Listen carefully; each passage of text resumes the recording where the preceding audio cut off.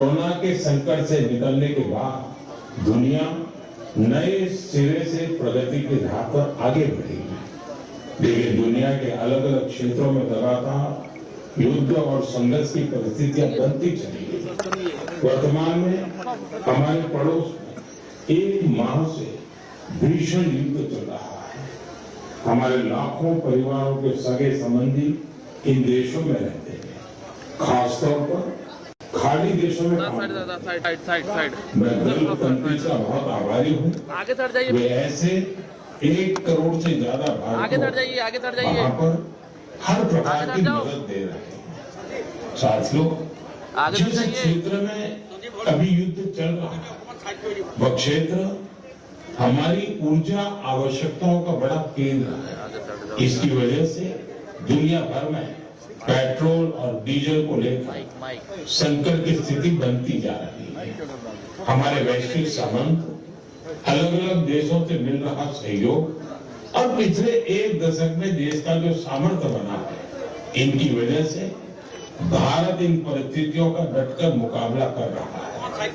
साथियों, निश्चित तौर पर यह चुनौतीपूर्ण है। मैं आज मन की बात के माध्यम से सभी देशवासियों से फिर यह आग्रह करूंगा कि हमें एकजुट होकर इस चुनौती से बाहर निकलना है। जो लोग इस विषय पर भी राजनीति कर रहे हैं, उन्हें राजनीति नहीं करनी चाहिए। यह देश के 140 करोड़ देशवासियों के हित से जुड़ा विषय है।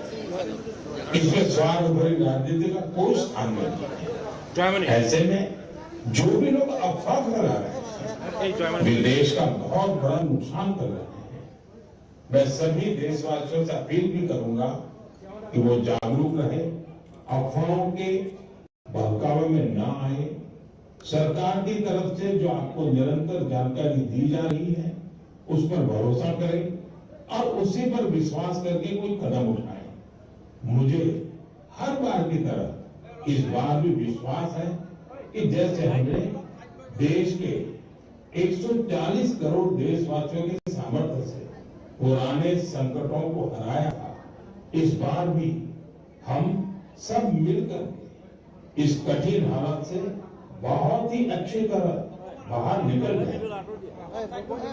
मेरे प्यारे देशवासियों, भारत की ताकत यहाँ के कोटि कोटि लोगों में निहित है। आज मन की बात में एक ऐसे प्रयास के बारे में बताना चाहता हूं जो देशवासियों की जन भागीदारी की भावना को दर्शाता है। ये प्रयास है ज्ञान भारतम सर्वे, जिसका संबंध हमारी महान संस्कृति और समृद्ध विरासत से है। इसका उद्देश्य देश भर में मौजूद मैन्युस्क्रिप्ट यानी पांडुलिपियों के बारे में जानकारी जमा करना है। इस सर्वे से जुड़ने का एक माध्यम ज्ञान भारतम ऐप है। आपके पास अगर कोई मैन्युस्क्रिप्ट है, पांडुलिपि है या उसके बारे में जानकारी है, तो उसकी फोटो ज्ञान भारतम ऐप पर जरूर साझा करें।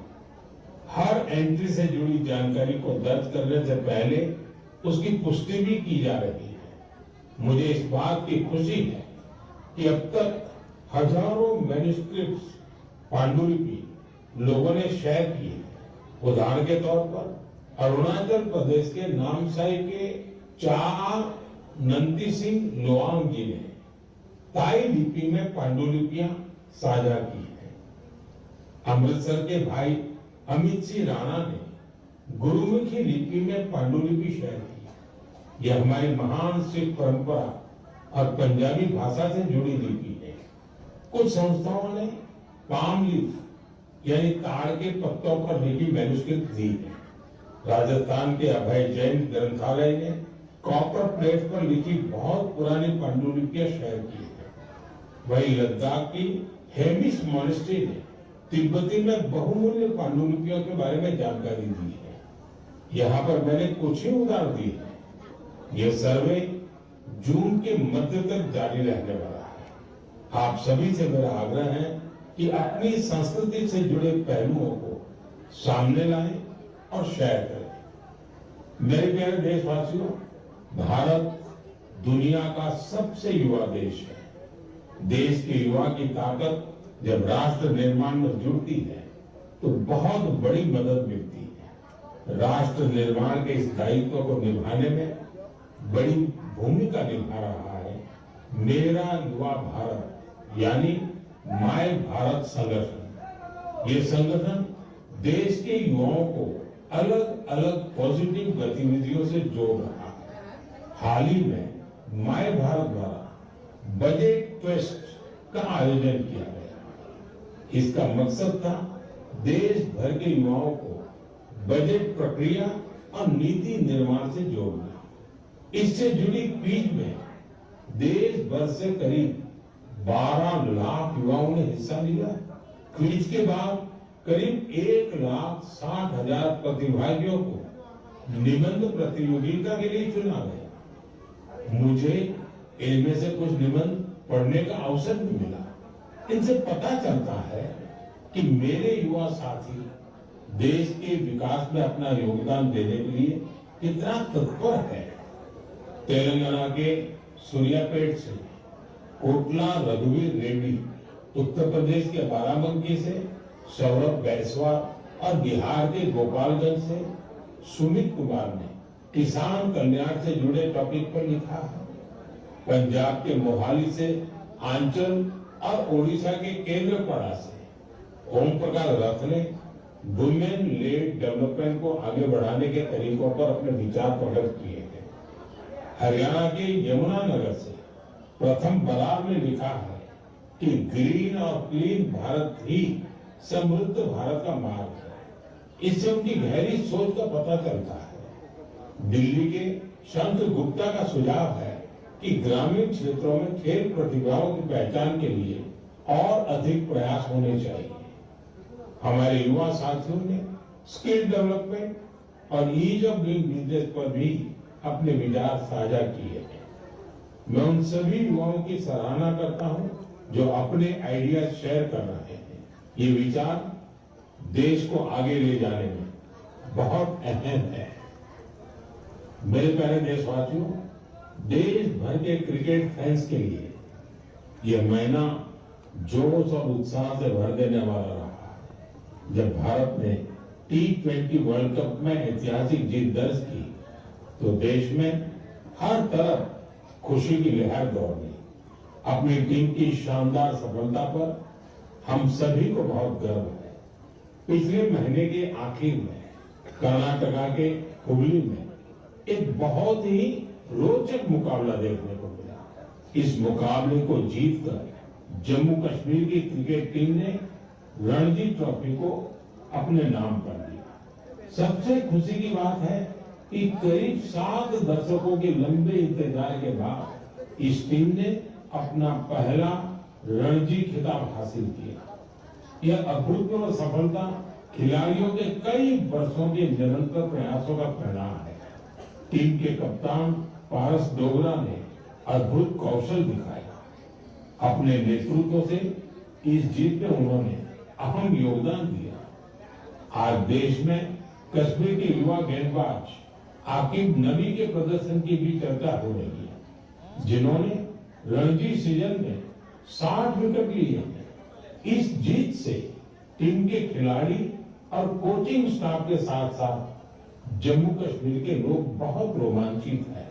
क्रिकेट के मैदान में इस शानदार प्रदर्शन के बाद वहां के युवाओं में खेलों के प्रति उत्साह और बढ़ गया है। आने वाले समय में यह कई युवाओं को स्पोर्ट्स को अपनाने के लिए प्रेरित करेगा। जम्मू कश्मीर के लोगों में खेलों को लेकर गजब का जज्बा रहा है। मुझे खुशी है कि अब ये बड़े खेल आयोजनों का हब भी बनता जा रहा है। खेलो इंडिया विंटर गेम्स के लिए गुलमर्ग तो पहले ही अपनी पहचान बना चुका है। फुटबॉल जैसे स्पोर्ट्स भी यहाँ के युवाओं के बीच काफी लोकप्रिय है। मुझे आशा है कि आने वाले समय में जम्मू कश्मीर के खिलाड़ियों की जीत का यह सिलसिला यूं ही जारी रहेगा। मेरे प्यारे देशवासियों, मैं अक्सर कहता हूं, जो खेलेगा वो खिलेगा। मुझे ये देखकर अच्छा लगा कि हमारे देश के युवा अब उन खेलों को भी खूब अपना रहे हैं जो पहले उतने लोकप्रिय नहीं थे। उत्तर प्रदेश के प्रतिभाशाली एथलीट गुलबीर सिंह ने ऐसे ही एक खेल में कमाल कर दिखाया है। उन्होंने कुछ ही हफ्ते पहले न्यूयॉर्क सिटी हाफ मैराथन में तीसरा स्थान हासिल कर इतिहास रच डाला। वे 1 घंटे से कम समय में हाफ मैराथन पूरा करने वाले पहले भारतीय एथलीट बने। स्क्वॉश खिलाड़ी बेटी अनाहत सिंह ने स्क्वॉश ऑन फायर ओपन का बड़ा अंतर्राष्ट्रीय खिताब अपने नाम किया। सिर्फ 17 साल की उम्र में उन्होंने ये सफलता हासिल की। इसके साथ ही वे पीएसए वर्ल्ड रैंकिंग में टॉप 20 में जगह बनाने वाली सबसे कम उम्र की एशियाई महिला खिलाड़ी बन गई है। मुझे अस्मिता एथलेटिक्स लीग की जानकारी भी मिली। इसमें 8 मार्च को महिला दिवस के अवसर पर कई स्पोर्टिंग इवेंट्स का शानदार आयोजन किया गया। लीग में करीब 2 लाख बेटियों ने भागीदारी की। ये देखकर अच्छा लगता है कि भारत की नारी शक्ति देश में हो रहे स्पोर्टिंग ट्रांसफॉर्मेशन में अहम भूमिका निभा रही है। साथियों, मेरा हमेशा से यह आग्रह रहा है कि आप सभी अपनी फिटनेस पर जरूर ध्यान दें। अंतर्राष्ट्रीय योग दिवस में अब 100 दिनों से भी कम समय बचा है। पूरी दुनिया में योग के प्रति आकर्षण भी लगातार बढ़ रहा है। अफ्रीका के जिबूती में अलमिस जी अपने अरविंद योग सेंटर के जरिए योग को बढ़ावा दे रहे हैं। वे यहाँ की कई और जगहों पर भी लोगों को योग सिखाते हैं। आप में से कई लोगों ने इंस्टाग्राम कंटेंट क्रिएटर युवराज दुआ की पोस्ट पर मेरे से रिप्लाई को लेकर कमेंट्स किए। उन्होंने मुझसे आग्रह किया था कि मैं उनके पिता से कहूं कि वे शुगर इंटेक कम करें। मुझे खुशी है कि मेरे अनुरोध का उनके पिता पर सकारात्मक प्रभाव पड़ा है। मैं आप सभी से आग्रह करूंगा कि आप भी शुगर इंटेक को कम करें और जैसा मैंने पहले भी कहा है, हमें खाने के तेल में 10% की कटौती भी करनी है। इन छोटे छोटे प्रयासों से आप मोटापे और लाइफस्टाइल से जुड़ी बीमारियों से दूर रहेंगे। मेरे प्यारे देशवासियों, एक पुरानी कहावत है, करत करत अभ्यास के जड़ मत होत सुजान। यानी जब हम निरंतर अभ्यास करते हैं तो उतनी ही ज्यादा बुद्धिमत्ता हासिल करते जाते हैं। लोग भी सबसे बेहतर तब सीखते हैं जब उनकी सक्रिय भागीदारी होती है। मुझे बेंगलुरु में शिक्षा से जुड़े एक यूनिक प्रयास के बारे में जानकारी मिली है। यहाँ एक टीम प्रयोग इंस्टीट्यूट ऑफ एजुकेशन रिसर्च चला रही है। इस टीम का रिसर्च प्रोजेक्ट पर विशेष फोकस है। यह टीम स्कूल लेवल पर साइंस एजुकेशन को लोकप्रिय बनाने में जुटी है। उन्होंने अन्वेषण नाम का एक प्रयोग किया है। इसके जरिए 9वीं से 12वीं क्लास तक के स्टूडेंट्स को केमिस्ट्री, अर्थ साइंसेस और वेलनेस जैसे क्षेत्रों में इनोवेशन करने का मौका मिलता है। इससे स्टूडेंट्स को रिसर्च का बहुत अच्छा अनुभव हासिल होता है। साथ ही अपने प्रोजेक्ट्स को पब्लिश करने का प्लेटफॉर्म भी मिलता है। साथियों, परीक्षा पे चर्चा के दौरान कुछ स्टूडेंट्स ने मुझे बताया था कि वे साइंस पढ़ना तो चाहते हैं, लेकिन उन्हें इससे डर भी लगता है। इस दिशा में प्रयोग की टीम का प्रयास बहुत ही सराहनीय है। यह पहल स्टूडेंट्स को साइंस के साथ जुड़ने और प्रैक्टिकली कुछ करके दिखाने का मौका देती है। जब हम किसी चीज को खुद करके देखते हैं तो जिज्ञासा और रुचि पैदा होती है। कौन जानता है कि मेरे युवा साथियों में ही कोई आने वाले समय का बेहतरीन साइंटिस्ट हो। साथियों, शिक्षा के माध्यम से अतीत को संरक्षित करने और भविष्य को तैयार करने का एक प्रयास नागा समुदाय भी कर रहा है। इस समुदाय के लोग अपनी आदिवासी परंपराओं का बहुत सम्मान करते हैं। वो इस पर गर्व तो करते ही हैं, साथ ही अपनी अप्रोच को आधुनिक भी रखते हैं। नागा ट्राइब्स में मोरुंग लर्निंग की पारंपरिक व्यवस्था थी। इसमें बुजुर्ग लोग अपने अनुभवों से युवाओं को पारंपरिक ज्ञान, इतिहास और लाइफ स्किल्स के बारे में बताते थे। समय के साथ यह सिस्टम अब मोरुंग काउंसिल ऑफ एजुकेशन में बदल गया है। इसके माध्यम से बच्चों में गणित और विज्ञान जैसे विषयों में रुचि पैदा की जाती है। इसमें समुदाय के बुजुर्ग उन्हें कहानियां, लोकगीत और पारंपरिक खेलों के साथ लाइफ स्किल्स सिखाते हैं। इस तरह हमारा नागालैंड अपनी सांस्कृतिक विरासत को सुरक्षित रखते हुए बच्चों की शिक्षा को आगे ले जा रहा है। आपको भी अपने क्षेत्र में ऐसे प्रयासों के बारे में पता चले तो मुझे जरूर शेयर कीजिएगा।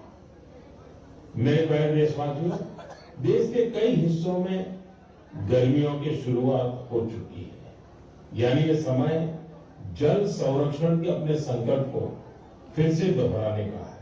पिछले 11 वर्षों में जल संचय अभियान ने लोगों को बहुत जागरूक बनाया है। इस अभियान के तहत देश भर में करीब 50 lakh artificial water harvesting structure बनाए गए हैं। मुझे देखकर अच्छा लगता है कि अब जल संकट से निपटने के लिए गांव-गांव में सामुदायिक स्तर पर प्रयास होने लगे हैं। कहीं पुराने तालाबों की सफाई हो रही है, कहीं बरसात के जल को सहेजने के लिए प्रयास किया जा रहा है। अमृत सरोवर अभियान के तहत भी देश भर में करीब 70,000 अमृत सरोवर बनाए गए हैं। बारिश का मौसम आने से पहले इन सरोवरों की साफ सफाई भी शुरू हो गई है। आज मैं आपसे कुछ प्रेरक उदाहरण भी साझा करना चाहता हूं। ये उदाहरण बताते हैं कि जन भागीदारी से जल संरक्षण का काम इतना व्यापक हो जाता है। साथियों, त्रिपुरा की जमपुई पहाड़ियों में बसा वांगमुन गांव 3000 फीट की ऊंचाई पर बसा है। ये गांव पानी के गंभीर संकट का सामना कर रहा था। गर्मियों के दिनों में गांव के लोग पानी के लिए लंबी दूरी तय करते थे। आखिरकार गांव के लोगों ने बारिश की हर बूंद को सहेजने का निर्णय किया। आज वांगमुन गांव के लगभग हर घर में rooftop rain water harvesting system स्थापित हो गया है। जो गांव कभी पानी की कमी से जूझ रहा था, वो जल संरक्षण की एक प्रेरक मिसाल बन गया है। साथियों, इसी तरह छत्तीसगढ़ के कोरिया जिले में भी एक अनोखी पहल देखने को मिली। यहाँ के किसानों ने एक सरल लेकिन प्रभावशाली आइडिया पर काम किया। यहाँ के किसानों ने अपने खेतों में छोटे छोटे रिचार्ज तालाब और सोखता गड्ढे बनाए, जिससे बारिश का पानी खेतों में ही रुकने लगा और धीरे धीरे वह जमीन के अंदर जाने लगा। आज इस क्षेत्र के 1200 से अधिक किसान इस मॉडल को अपना चुके हैं और गांव का ग्राउंड वाटर लेवल बहुत बेहतर हो गया है। इसी तरह तेलंगाना के मंचिरियल जिले के मुदिगुंटा गांव में भी लोगों ने मिलकर पानी की समस्या दूर की है। गांव के 400 परिवारों ने अपने घरों में सॉकपिट बनाया और वाटर कंजर्वेशन का जन आंदोलन चला दिया। इससे गांव का ग्राउंड वाटर लेवल बेहतर हुआ है। साथ ही प्रदूषित पानी की वजह से होने वाली बीमारियां बहुत कम हो गई है। मेरे प्यारे देशवासियों, हमारे मछुआरे भाई बहन सिर्फ समुद्र के योद्धा नहीं है, बल्कि वे आत्मनिर्भर भारत के एक मजबूत नींव भी है। वे सुबह होने से पहले समंदर की लहरों से जूझते हुए अपने परिवार के साथ साथ देश की अर्थव्यवस्था को मजबूती देने में जुट जाते हैं। ऐसे मेहनतकश मछुआरों का जीवन आज कई तरह से आसान बनाया जा रहा है, चाहे बंदरगाहों का विकास हो या मछुआरों के लिए बीमा। ऐसी कई पहल उनके बहुत काम आ रही है। हम जानते हैं कि समंदर में उनकी गतिविधियों को मौसम का रुख बहुत प्रभावित करता है। इसे देखते हुए टेक्नोलॉजी के जरिए भी उनकी पूरी मदद की जा रही है। मुझे बेहद खुशी है कि ऐसे प्रयासों से हमारा फिशरीज सेक्टर न केवल समृद्ध हो रहा है, बल्कि कुछ नया करने का जज्बा भी बढ़ रहा है। आज फिशरीज और सीवीड के क्षेत्र में नए नए इनोवेशन हो रहे हैं और हमारे मछुआरे भाई बहन आत्मनिर्भर बन रहे हैं। ओडिशा के संबलपुर की सुजाता भुयान जी एक गृहिणी थी, लेकिन वो कुछ नया करके अपने परिवार की और मदद करना चाहती थी। इसलिए कुछ वर्ष पहले उन्होंने हीराकुंड रिजर्वायर में फिश फार्मिंग शुरू की। शुरुआती दिन उनके लिए आसान नहीं थे। मौसम में होने वाले बदलाव, मछलियों के खाने का प्रबंध और घर की जिम्मेदारियों के साथ संतुलन बनाने में जैसी कई चुनौतियां थी, लेकिन उनका हौसला अडिग था। केवल 2-3 वर्ष के भीतर उन्होंने अपने प्रयास को एक फलते फूलते बिजनेस में बदल दिया। आज उनकी सफलता समुदाय की महिलाओं के लिए उम्मीद की नई किरण बन गई। साथियों, लक्षद्वीप में मिनी कोय की हावा गुलजार जी की कहानी हमारी माताओं बहनों की अद्भुत संकल्प शक्ति को सामने लाती है। दरअसल वे एक फिश प्रोसेसिंग यूनिट चलाती थी, लेकिन उन्हें लगा कि उनके पास एक अच्छा कोल्ड स्टोरेज हो तो वे और बेहतर कर सकती है। इसलिए उन्होंने कोल्ड स्टोरेज यूनिट लगाने का फैसला किया। आज यही उनकी ताकत बन चुका है। अब वे बेहतर प्लानिंग के साथ कारोबार कर पा रही है। साथियों, देश में आज हर तरफ ऐसे प्रयास हो रहे हैं जो प्रेरित करने वाले हैं। बेलगावी के शिवलिंग सतपा हुदार में पारंपरिक खेती से अलग रास्ता चुना। इसके लिए उन्होंने एक पॉन्ड फार्म बनाया। इस कारोबार के लिए उन्हें ट्रेनिंग भी मिली। अब अपने पॉन्ड से मछलियों की बिक्री कर वे अच्छी कमाई कर रहे हैं। वहीं सीवीड की मांग को देखते हुए कई लोगों ने सीवीड कल्टीवेशन को भी अपनाया है। इसका उन्हें बड़ा लाभ भी हो रहा है। मैं एक बार फिर फिशरीज सेक्टर से जुड़े सभी लोगों की सराहना करता हूं। हमारी इकोनॉमी को सशक्त बनाने के लिए उनका प्रयास बेहद प्रशंसनीय है।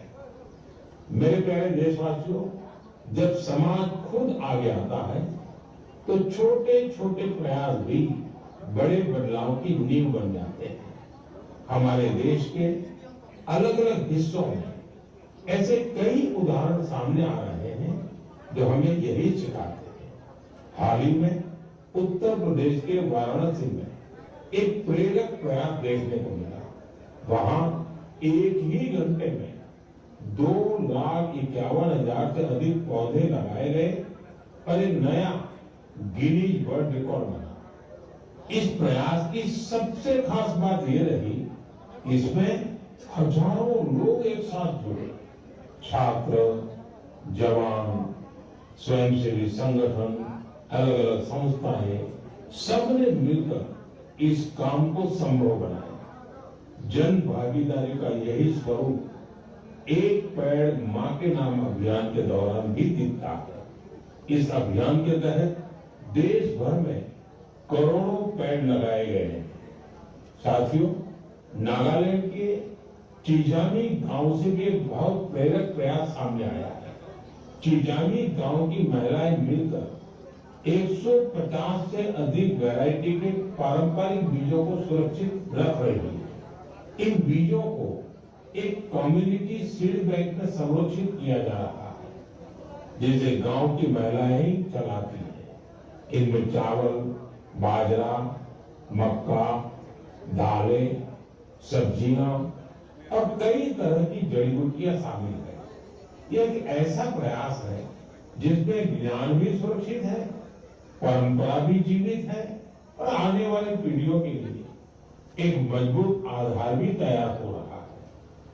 साथियों, आज जब दुनिया जलवायु परिवर्तन जैसी चुनौतियों का सामना कर रही है, तब ऐसे प्रयास हमें यह बताते हैं कि समाधान हमेशा कहीं दूर नहीं होता।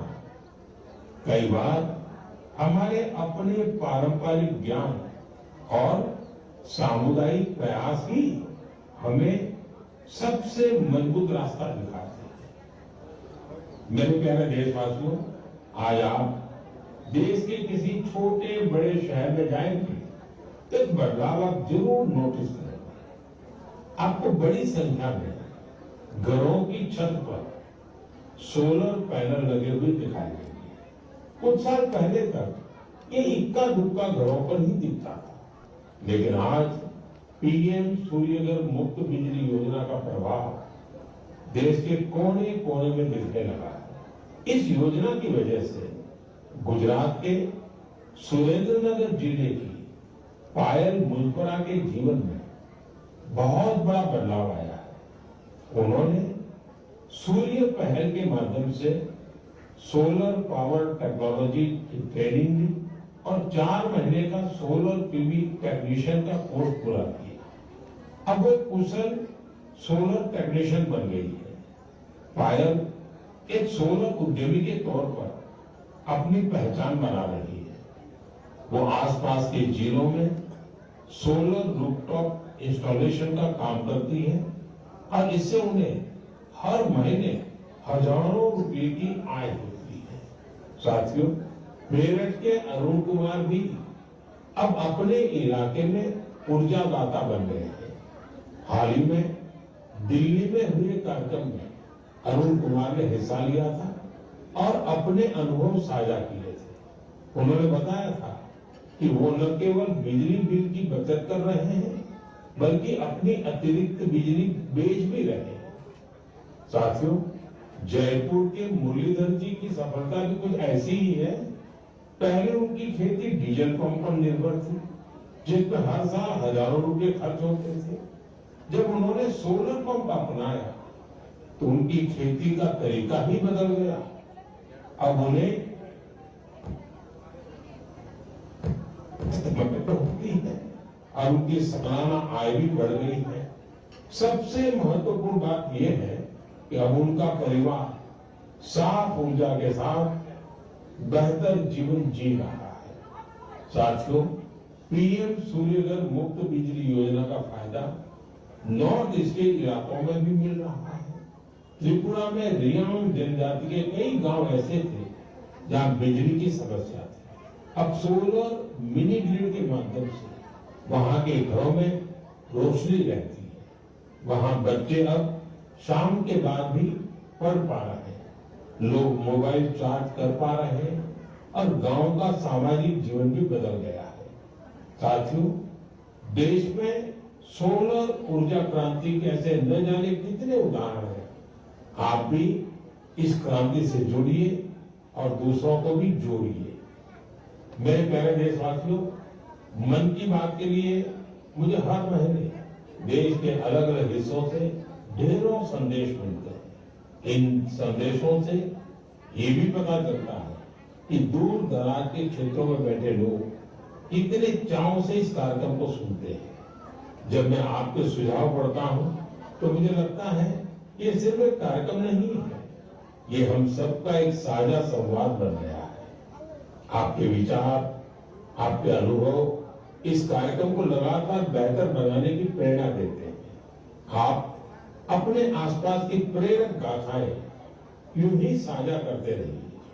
हो सकता है आपकी एक छोटी सी कोशिश किसी और के जीवन में बड़ा बदलाव ले आए, किसी को आगे बढ़ने का नया हौसला दे दे। यही तो रेडियो की असली ताकत है। ये देश के अलग अलग कोने में बैठे लोगों का एक विचार, एक भावना और एक उद्देश्य जोड़ देता है। अगले महीने फिर मिलेंगे कुछ नए प्रेरक व्यक्तित्वों के साथ, कुछ ऐसे प्रयासों के साथ जो हमें आगे बढ़ने की नई ऊर्जा देंगे। तब तक आप अपना और अपने परिवार का ध्यान रखें, स्वस्थ रहें, खुश रहें। बहुत बहुत धन्यवाद। ये जो बोला है प्रधानमंत्री ने कि अफवाह जो है विपक्ष फैला रहा है, गैस और पेट्रोल डीजल की कोई कमी नहीं है। मन की बात का कार्यक्रम माननीय प्रधानमंत्री जी का पूरा संवाद विभिन्न विषयों को लेकर होता है।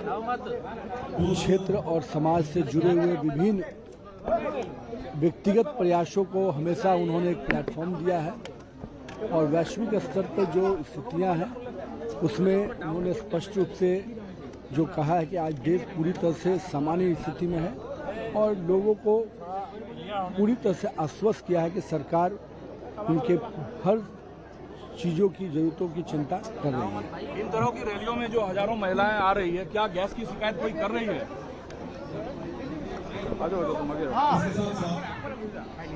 भारतीय जनता पार्टी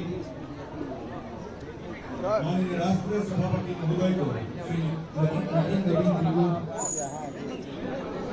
विधानसभा के पूर्व मंडल के बूथ सभापति लगा रहे हैं भाई 235 बूथ के सभापति महेश ग्वाला जी एक गामसा से संबोधन करें।